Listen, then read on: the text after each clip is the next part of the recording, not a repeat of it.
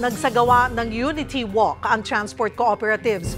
Mula sa Welcome Rotonda sa Quezon City, nagmarcha sila papunta sa Mendiola. Hinarang pa sila noong una pero natuloy din ang kanilang kilos protesta para tutulan na ang ibinabang resolusyon ng Senado na naglalayong suspindihin muna ang PUV Modernization Program. Kaugnay niya makakausap natin si Melencio Boy Vargas, ang presidente ng Alliance of Transport Operators and Drivers Association of the Philippines o ALTODAP. Magandang tanghali po sa inyo, sir. Ay, magandang tanghali po, Ma'am Cheryl, at sa inyo pong taga-subaybay at taga-pakinig. Salamat po sa oras, Sir Boy. Sir Boy, bilang isa po sa mga pro-PUV Modernization Program, bakit dapat po magtuloy-tuloy ang programa? Ano po yung mga naging magandang epekto ng programa sa mga operators at drivers?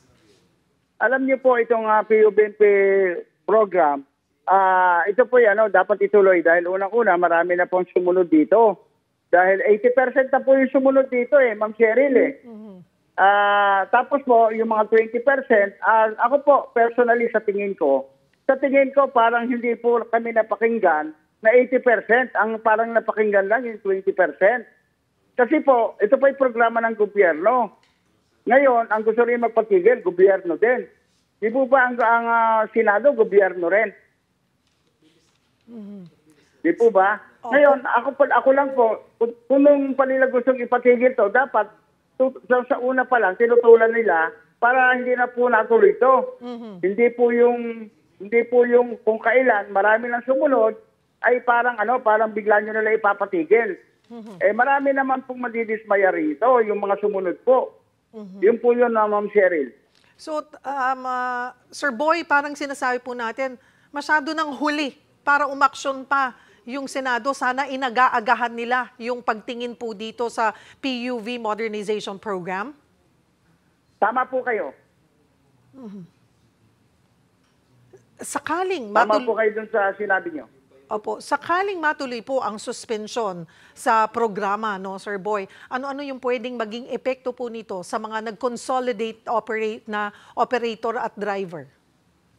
Malaki pong magiging epekto to dahil madi-demoralize po yung mga sumunod na dito sa gobyerno. Kasi po yung iba po ay may utang na sa bangko na milyon-milyon na po ang utang nila.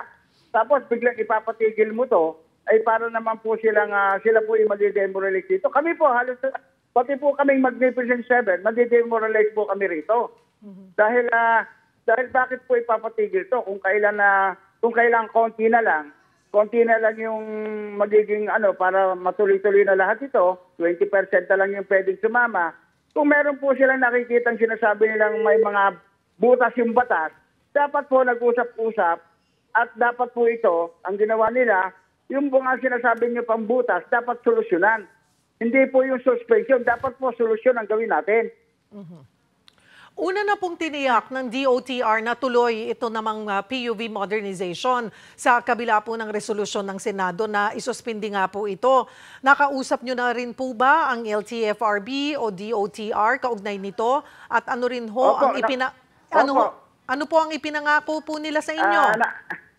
Ang pinangako po nila, ito po sinabi nila, tuloy itong po yung UBMP, kaya nga po kami, inaantay po namin yung sinasabi nila suspension. At saka Ma'am Cheryl, ito lang po, ang presidente na po nagsabi na ito po tuloy na tapos wala na pong extension. Ngayon, tingin nyo, babawiin pa ng ating kagalang-galang na Pangulo to, yung sinabi niya? Ngayon sila po, gumawa lang sila ng resolusyon, Ma'am Cheryl, kung saan, dadali nila kay Pangulo to. I-recommenda nila. Pero siyempre po, sa tingin nyo, kung sa dami na ng nag-modern jeepney, tingin po ba ninyo, papayag pa si Presidente na ating kagalang-galang na Pangulo na i-suspend ito? Ano po ang ating mensahe sa Senado? Ako po, ang mensahe ko lang sa Senado, sana wag kayo padalos-dalos, kausapin nyo kami, at kung wag po suspension, solusyon po yung dapat natin pag-usapan dito. At ako po, Ma'am Cheryl, lahat po ng pumirma doon sa resolusyon ng Senado, mananawagan po ako sa lahat ng miyembro ng ALTODAP na wag po silang iboto. Sa susunod na eleksyon po. Opo, tama po kayo.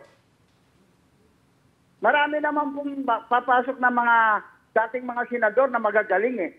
Eh, doon tayo pumunta sa kanila. Dahil dapat po, kinausap nila kami, magtulungan kung ano yung maging problema. Hindi po yung ganang, bigla na lang po kami nagulat. At Ma'am Cheryl, isa po ako andun sa hearing nung nakaraan, na kung saan, hindi po ako nakapagsalita.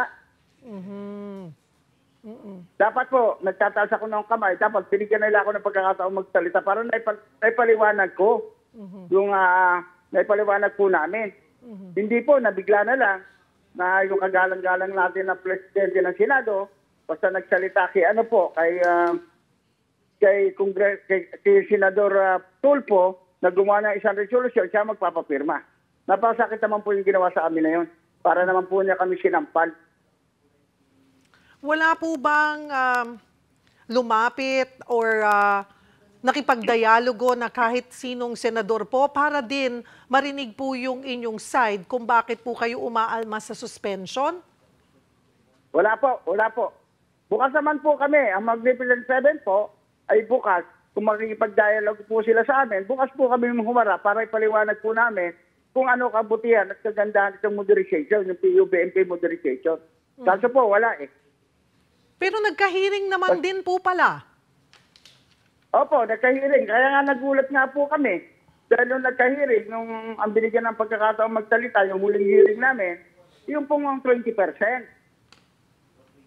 So, Doon po kami nagulat. Tapos bigla po na lang nagsalita si Senate President natin na kung saan gumawa ng isang resolution at papahinto po niya to. So, ang sinasabi po ba natin, Sir Boy, hindi po narinig ang inyong panig man lang? Tama po kayo. Doon sa panig po namin, ako po, andun ako personal, nagtataas ako ng kamay. Hindi po kami nabigyan ng pagkakataon doon na makapagsalita. Okay, after po nitong inyong Unity Walk, ano po ang susunod na ihakbang po ninyo? Ma'am Cheryl, gusto ko po ipaliwanag sa inyo, hindi po kami sumama sa Unity Walk, ang Magnificent Seven. Hindi po kami kasama doon. May ibang grupo po yan na mga kooperatiba na sarili po nilang initiation. Kami po hindi sumama dyan. Ngayon, sa amin po, yung Magnificent Seven, nung nagkaroon po kami ng press con, marami po kami doon na nag-press con ng next Monday. Ang gusto po namin mangyari, tawagin uli namin yung aming mga tao at ikukonsulta po namin sa kanila kung ano yung gagawin namin sa susunod pag itinuloy po nila to. Yun po, Ma'am Sherry, gusto po namin bigyan ng pagkakataon yung mga sumama sa amin sa press ko na matanong din sila. Hindi po yung kami lang Magnificent Seven na magdidesisyon. Alright. Marami pong salamat sa inyong oras, Alto DAP President Boy Vargas.